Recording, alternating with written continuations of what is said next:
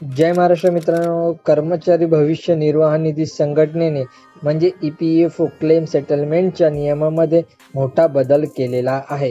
ज्या प्रकरणामध्ये EPFO सदस्याचे निधन झाले आणि त्याचे आधार PF खात्याशी जोडलेले नसेल किंवा माहिती जुळत नसेल, अशा प्रकरणामध्ये संघटनेने दिलासा दिलेला आहे। आता त्यांच्या नॉमिनीला आधार डिटेल्सशिवाय PF खात्याची रक्कम मिळू शकणार आहे। कशा प्रकारे, तर EPFO ने नुकतंच या संदर्भात परिपत्रक जाहीर केलेलं आहे।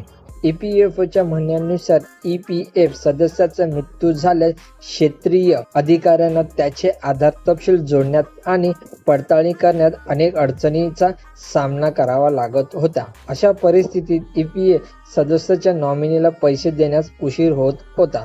तर मित्रांनो, EPFच्या म्हणण्यानुसार सदस्याच्या मृत्यूनंतर आधार तपशील दुरुस्त करता येत नसल्याने आता अशा सर्व प्रकरणांमध्ये आधार लिंक न करता प्रत्यक्ष आधारावर दावा पडताळणीला मान्यता दिली आहे। प्रादेशिक अधिकाऱ्याच्या परवानगीनंतरच हे करता येणार आहे। इतकंच नाही तर अशा प्रकरणांमध्ये फसवणूक रोखण्यासाठी मृत व्यक्तीचे सदस्यत्व आणि दावेदाराशी चौकशी केली जाणार आहे। तर मित्रांनो, इथे हा कोणता नियम लागू होणार आहे ते आपण जाणून घेऊया।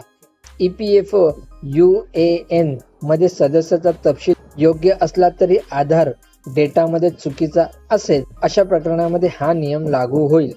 त्याचबरोबर आधारमधील तपशील योग्य पण UAN मध्ये चुकीचा असेल तर नॉमिनीला त्यासाठी स्वतंत्रपणे प्रक्रिया पूर्ण करावी लागणार आहे। मित्रांनो, महत्त्वपूर्ण माहिती आहे, तर नॉमिनीला आधार सबमिट करण्याची मुभा कशी असणार आहे। तर मित्रांनो, आधार तपशील न देताच एखाद्या सदस्याचा मृत्यू झाल्यास नॉमिनीचा आधार तपशील सिस्टम मध्ये सेव्ह होईल आणि त्याला स्वाक्षरी करण्याची परवानगी दिली जाणार आहे। मृत सदस्याने नॉमिनी न केल्यास कुटुंबातील एक सदस्य आणि कायदेशीर वारसांना आधार कार्ड सादर करण्याची मुभा असेल। मित्रांनो, अशा प्रकारे EPFO ने क्लेम सेटलमेंट नियमात मोठा बदल केलेला आहे। मित्रांनो, व्हिडिओ आवडले असेल तर नक्की लाईक आणि शेअर करा आणि चॅनलवरती नवीन आला असाल तर चॅनलला सबस्क्राईब करा। जय महाराष्ट्र मित्रांनो।